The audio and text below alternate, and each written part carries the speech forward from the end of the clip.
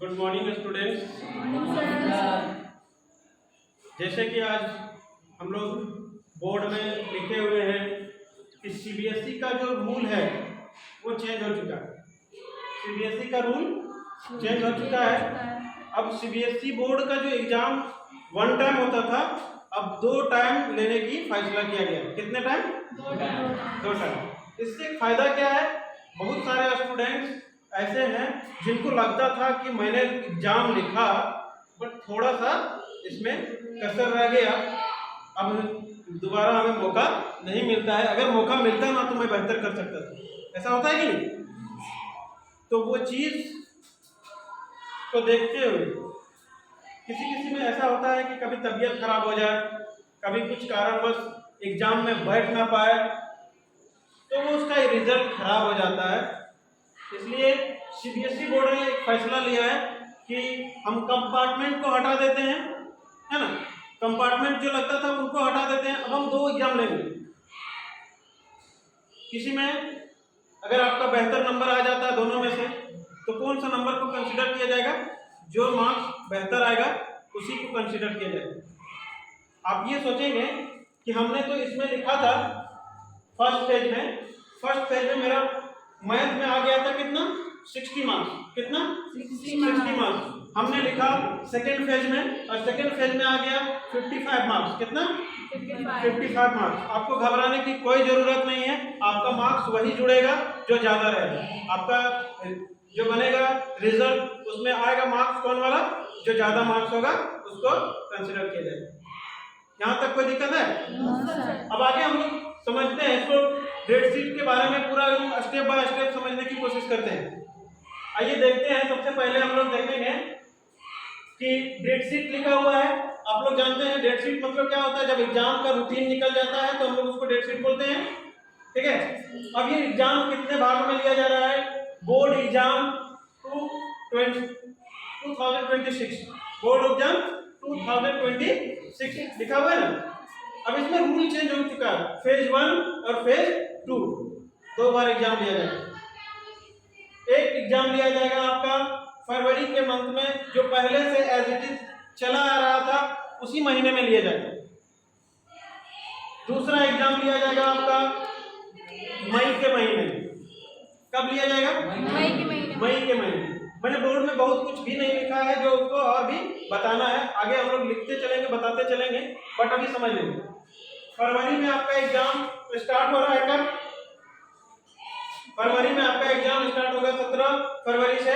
सबसे पहले मैथ होगा। क्या होगा? मैथ होगा। 21 फरवरी को एसएसटी होगी। इस तरह से आप डेट शीट को देखिए, है ना। आप अपने से भी देख सकते हैं, इतने समझदार आप लोग जरूर हैं। अब इसके बाद फरवरी के बाद हमारे पास टाइम मिल जाता है यहाँ के 6 मार्च को खत्म हो जाएगा। कितने मार्च को? 6 मार्च को। आप देख रहे होंगे कि यहाँ कंप्यूटर नहीं, एडिशनल लैंग्वेज नहीं। सोच रहे होंगे कि ये सब कहाँ गया? कहीं गया नहीं है। उसका एडिशनल वाला हम लिखे नहीं क्योंकि लैंग्वेज बहुत सारा लैंग्वेज है ना। इसलिए लैंग्वेज में एडिशनल जो भी है हमारा कंप्यूटर है, चाहे लैंग्वेज जो भी है, उसका एग्जाम लिया जाएगा 6 तारीख को ही लिया जाएगा। कितने तारीख को? 6 मार्च। वो लिखने की जरूरत नहीं है, ये लिखने की जरूरत नहीं है, हम बता दिए ऐसे। ठीक है, ताकि आपके जहन में रहे। उसी तरह से हमारे यहाँ डेट शीट में देखते होंगे कि 21 मई तक बना हुआ है। कितने मई तक? 21 मई तक। यह आपका 5 मई से स्टार्ट होकर के 21 मई तक इसमें दिखा हुआ है, लेकिन इसके और आगे एग्जाम होगी। वो जो एडिशनल लैंग्वेज वगैरह है वो एग्जाम आगे चलेगी, लेकिन जो मेन पेपर है वो मेन पेपर आपका ये 21 मई तक खत्म हो जाएगा। अब कहेंगे कि सर ये तो 6 मार्च को खत्म हो जा रहा है, इसका रिजल्ट कब आएगा जब हम तैयारी करेंगे? तो रिजल्ट आ जाएगा आपका यहाँ देखिए 20 अप्रैल। कितने अप्रैल को? 20 अप्रैल। अब 20 अप्रैल को जब रिजल्ट आ जाएगा तो जो विद्यार्थी को लगेगा कि मेरा एग्जाम मैथ में अच्छा नहीं गया, साइंस में अच्छा नहीं गया, चाहे आपका एसएसटी में अच्छा नहीं गया, आप इनको फिर से एग्जाम लिख सकेंगे। कैसे लिखेंगे? तो पहले 700 रुपये का फॉर्म फिलअप करना पड़ेगा। 700 रुपये चार्ज लगेगा। 25 अप्रैल को एक फॉर्म भरा जाएगा, जिसमें 700 रुपये का चार्ज लगेगा। कितना लगेगा? 700 रुपये का पर सब्जेक्ट लगेगा, पर सब्जेक्ट 700 रुपये चार्ज पर सब्जेक्ट लगेगा। ठीक है, जो विद्यार्थी जितने सब्जेक्ट को फिर से दोहराना चाहेगा उसको कितना रुपया पे करना पड़ेगा? 700 रुपीज पे करना होगा। और वो आपका वेबसाइट खुल जाएगा कब? 25 अप्रैल को। समझ में आ रहा है? उसके बाद इसी तरह से इसका रिजल्ट आ जाएगा आपका सेकेंड फेज का कितना? 30 जून को। कितने जून को आ जाएगा? 30 जून को आ जाएगा। इसका भी रिजल्ट जारी होने के बाद आपको मौका नहीं मिलेगा आप दोबारा लिखने का। आप सोचेंगे कि फिर इसका सब नहीं बता रहे हैं, फॉर्म फिलअप कर लेंगे। आपको फिर से आप क्या करना होगा, जब नेक्स्ट ईयर एग्जाम होगी फरवरी में, उस टाइम ही आपको फिर बैठना पड़ेगा। तो आप लोगों से मेरा रिक्वेस्ट है और अनुरोध है कि आप ये जो डेट शीट देख रहे हैं ना, ये आप लोगों के लिए एक बहुत बड़ी उपलब्धि मान के चलो कि पहले ही प्राप्त हो गई। आपको पता है कि एग्जाम कब से होने वाली है?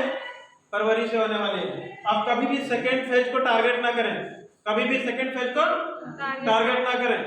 आपकी तबीयत खराब हो जाए, आपका किसी कारणवश एग्जाम छूट जाए, तब सेकेंड फेज में मजबूरी में आएंगे हम। समझा कि नहीं? फर्स्ट में ये ना सोच लें कि हमारे पास टाइम बहुत है। टाइम बहुत नहीं है, आपको टाइम इतना ही है। और दोनों में फुल सिलेबस पूछा जाएगा, किसी में भी सिलेबस की कटौती नहीं होगी। समझ में आ रहा है ना? तो ये हो गया आप लोगों का डेट शीट। मुझे उम्मीद है कि ये डेट शीट समझ में आई होगी। और दूसरी बात ये भी है कि आप एग्जाम की तैयारी में अभी से जुड़ जाएंगे। समझे कि नहीं? एग्जाम की तैयारी में अभी से जुड़ जाएंगे और अपने एग्जाम की तैयारी आप जैसे तैसे ना करें। कैसे करना है? एक सिलेबस अपने पास रखें। मैथ पढ़ाई करते हैं तो मैथ की सिलेबस मेरे पास होनी चाहिए। साइंस पढ़ते हैं तो साइंस की सिलेबस मेरे पास होनी चाहिए। वो सिलेबस ही है, हमें बताती है कि किस रास्ते में जाना है, कितना पढ़ना है, क्या पूछा जाएगा। मान के चलो हमारे घर में बारात आती है, पहले से टारगेट बता दिया जाता है कि इतने 100 बाराती आएंगे, आप 100 बाराती का अरेंजमेंट कीजिएगा। समझे कि नहीं? उसी तरह से हमारा सिलेबस में लिखा हुआ रहता है, डिकम्पोजिशन रिएक्शन पूछा जाएगा तो पूछा जाएगा। आपका सिलेबस में है, पूछ सकता है। डिस्प्लेसमेंट रिएक्शन है, डिकम्पोजिशन रिएक्शन है। अगर रेंसिडिटी को हटा देता है सिलेबस से तो उसको पढ़ने की कोई जरूरत नहीं। आपका बुक में तो सब कुछ है, तो जरूरी थोड़ी है कि जो हटा हुआ उसको भी पढ़ेंगे।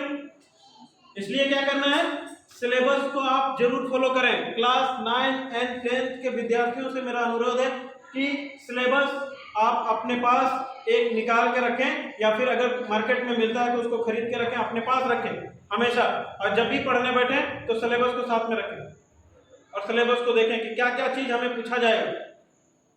उससे हमें क्या पता चलता है, एक रास्ता पता चलता है कि हमें इस तरह पढ़ना है, ये चीज पूछा जाएगा, इसी चीज को पढ़ेंगे। समझ में आ गया? चलिए, थैंक यू।